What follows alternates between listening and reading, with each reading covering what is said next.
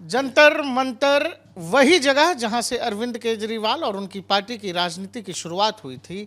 एक बार फिर से वो जंतर मंतर पहुंच गए और वहां से लेकिन उन्होंने खेलने का अंदाज इस बार थोड़ा सा बदल दिया। इस बार उन्होंने सवाल प्रधानमंत्री मोदी, अमित शाह या योगी आदित्यनाथ से नहीं, इस बार उन्होंने सवाल पूछे हैं संघ प्रमुख मोहन भागवत से। 5 सवाल पूछे हैं।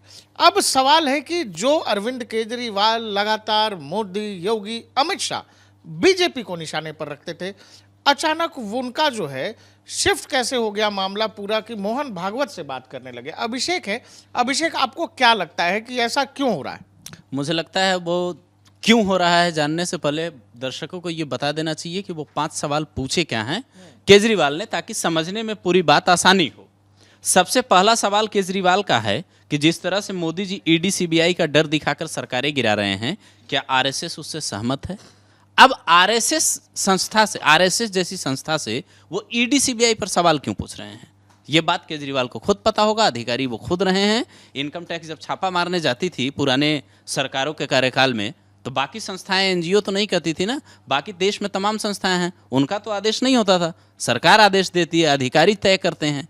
अब ये क्यों सवाल पूछ रहे हैं? वो क्या अरविंद केजरीवाल पब्लिक डोमेन में ये मैसेज देना चाहते हैं कि सरकार में, सरकार के तौर तरीकों में, काम करने के तरीकों में आरएसएस का पूरा इन्वॉल्वमेंट है? हाँ, ये दूसरे सवाल पे मैं आता हूँ। वो यही तो कह रहे हैं, मोदी जी ने जब से भ्रष्ट नेताओं को बीजेपी में शामिल करवाया, क्या आरएसएस मोदी जी की इस बात से सहमत है?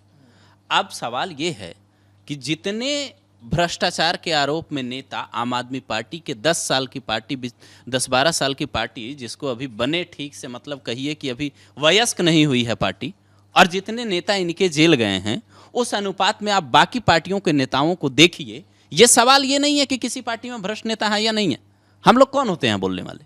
बाकी भ्रष्ट नेता हैं, आप आधिकारिक रिकॉर्ड देते हैं, हलफनामे में लिखते हैं बाकायदा, पता है सबको किस पार्टी में कितने भ्रष्ट नेता हैं। लेकिन जब केजरीवाल ये पूछते हैं कि मोहन भागवत इससे सहमत हैं कि नहीं, तो सवाल ये उठता है, वो जो आप बात कर रहे हैं कि मोहन भागवत और केजरीवाल जो ये बात कर रहे हैं मोहन भागवत का नाम लेकर, वो ठीक वैसा ही है कि वो सीधा सीधा ये मोदी और भागवत के बीच एक तरह की लड़ाई करवाना चाहते हैं, सियासी लड़ाई जिसको कही। अच्छा, ऐसा करके जो 5 सवाल, 3 सवाल और रह गए, हाँ, मैं जल्दी जल्दी बता दीजिए। जल्दी एक सवाल है, जेपी नड्डा के बयान से आरएसएस दुखी हुआ या नहीं? एक सवाल है, 75 साल वाला रूल मोदी जी पर लागू होगा कि नहीं, क्योंकि अमित शाह ने कहा था कुछ दिन पहले अभी कि आडवाणी जी पर लागू हुआ था, मोदी जी पर लागू नहीं होगा। उसके बाद ये आखिरी सवाल जो इनका है वो थोड़ा लॉजिकल लगता है। आप आखिरी सवाल को सुनिए कि बीजेपी आरएसएस की कोख से पैदा हुई, कहा जाता है ये देखना आरएसएस की जिम्मेदारी है कि बीजेपी पथभ्रष्ट न हो। तो क्या जिस बीजेपी अभी जिस रास्ते पे है, क्या मोदी जी को कभी मोहन भागवत ने समझाया? ये सवाल केजरीवाल उनसे पूछ रहे हैं। अब आपको एक और चीज रेफरेंस के लिए अभिषेक बता देता हूं कि चुनाव से पहले अरविंद केजरीवाल योगी आदित्यनाथ को लेकर इसी वेग बातें करते थे। अरविंद केजरीवाल की पॉलिटिक्स पिछले 10 साल, 12 साल, जितने भी साल से वो हैं, वो हमारे आपके सामने आगे बढ़ती हुई पॉलिटिक्स है, और ऐसी ऐसी चीजें हैं कि यहाँ कंठस्थ है आदमी को। उसके लिए कोई किताब पढ़ने की जरूरत नहीं है, कोई अखबार पढ़ने की जरूरत नहीं है, वो एकदम सब कुछ आंखों के सामने। अरविंद केजरीवाल की स्टाइल ऑफ पॉलिटिक्स है कि मारो भागो, हिट एंड रन। आप सफाई आप देते रहिए, आप पूछते रहिए, अब तो पब्लिक डिस्कोर्स का हिस्सा हो गया वो बात। योगी को लेकर जो कुछ उन्होंने चुनाव से पहले कहा कि अमित शाह को प्रधानमंत्री बना देंगे मोदी जी, योगी जी का इस्तीफा हो जाएगा, योगी जी से मोदी जी डर गए हैं, वो सब बवाल आपने सुना। योगी आदित्यनाथ उत्तर प्रदेश के चीफ मिनिस्टर हैं, अरविंद केजरीवाल इस्तीफा दे चुके हैं। मोहन भागवत वाली कहानी मुझे ये लग रहा है कि अब चूंकि योगी पर क्या कहेंगे, कुछ तो कहना है, तो उनको ये लगता है, और थिंक टैंक में बैठे हुए लोगों को भी, कि भाई कुछ तो लोगों को देंगे कि कहीं कुछ तो बवाल चल रहा है। आपको पता होगा कि लोकसभा चुनाव के जो नतीजे आए उसके तुरंत बाद कहा गया कि आरएसएस और बीजेपी में नहीं बन रही है, आरएसएस का वर्कर नहीं निकला घरों से और बीजेपी को नुकसान हो गया। उसी वाली थ्योरी को बल देते हुए कि मोदी पर आक्रमण करने वाले केजरीवाल अचानक से मोहन भागवत से सवाल कर रहे हैं, ये सीधा ये दर्शाने की कोशिश है, एक पब्लिक डिस्कोर्स देने की कोशिश है कि भाई मोहन भागवत ही तो सर्वे सर्वा हैं, मोहन भागवत ही मास्टर हैं, और मोहन भागवत बताएं, मोदी से सवाल पूछें कि ऐसा क्यों हो रहा है। और जहां तक रही वो एक और सवाल है उसमें कि 75 साल वाला, उस पर देश के गृह मंत्री अमित शाह बोल चुके हैं कि भाई वो कोई लिखित नियम नहीं है, और इससे भी अलग है अभिषेक, घर की बात है, हमारे घर का नियम है, हम जब चाहें बदल दें। नहीं, एक बात और है, देखिए केजरीवाल अगर ये कह रहे हैं कि 75 साल वाला नियम लाएंगे कि नहीं, आडवाणी जी के लिए ही लाए थे, और ये जो कह रहे हैं योगी जी वाली जो बात आप बोले कि सीएम योगी को कुर्सी से हटा देंगे, केजरीवाल हमेशा से ऐसी राजनीति करते हैं, मुझे जितनी बात समझ आती है इनकी राजनीति की, जब तक वो सीएम बने थे झूठे वादे वाली बात जो कही जाती है, वो बात जो आप कह रहे हैं यहाँ कंठस्थ है ना, वो कंठस्थ इसलिए है क्योंकि सोशल मीडिया का जमाना है, आप बोलेंगे पकड़े जाएंगे। अभिषेक देखो, नेता सिक्योरिटी में चलता है, नेता बड़ी गाड़ी में चलता है, नेता झूठ बोलता है, नेता को बड़ा घर मिलता है, ये सब जानते हैं, आम जनता को पता है। तो इनके पास लेकिन खुलेआम जब नेता कहता है कि हम नहीं लेंगे, हम दुनिया में सबसे ईमानदार हैं, ये नीली वैगनार हम इसी में चलेंगे,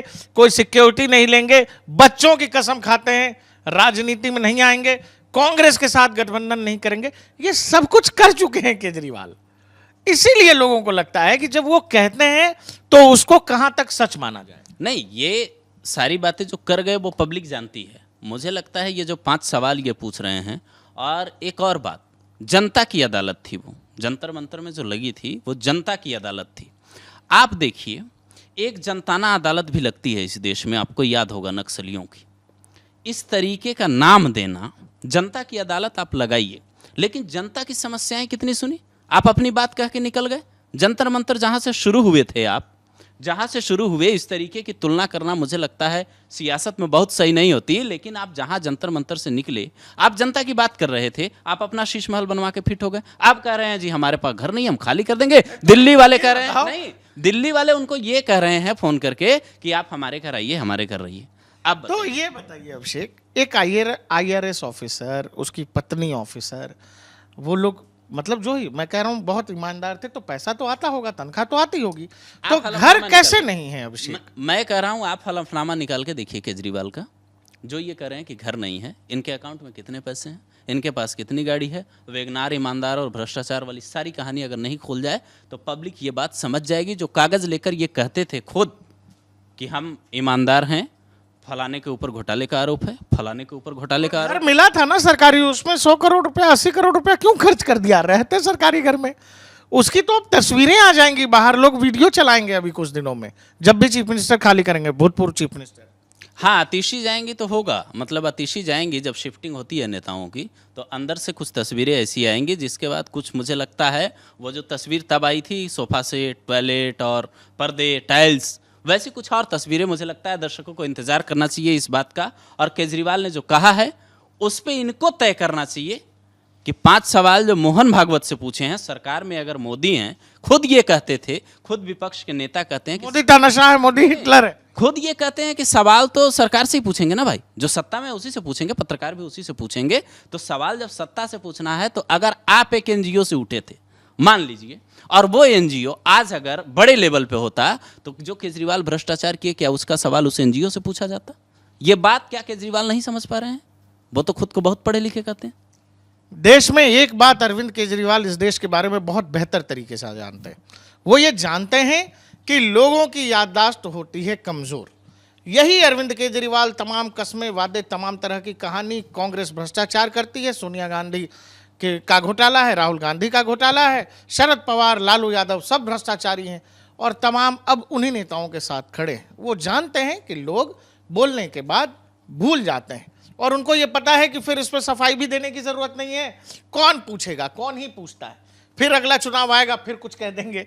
इसीलिए मोहन भागवत वाली बात इसीलिए कही गई है, एक अपनी तरफ से कोशिश जरूर है कि एक रिफ्ट जो है, ऐसा वो सोच पा रहे हैं कि संघ और बीजेपी के अंदर शायद उनके इस बयान के बाद कोई रिफ्ट पैदा हो जाएगा। हालांकि ये बस कोरी कल्पना से ज़्यादा कुछ नहीं लगता है। दर्शकों, आपको क्या लगता है कि नरेंद्र मोदी को छोड़कर अपने बंदूक की जो है नली, राजनीतिक नली, वो अचानक मोहन भागवत की तरफ क्यों मोड़ दी अरविंद केजरीवाल ने? हमें कमेंट सेक्शन में बता दीजिएगा।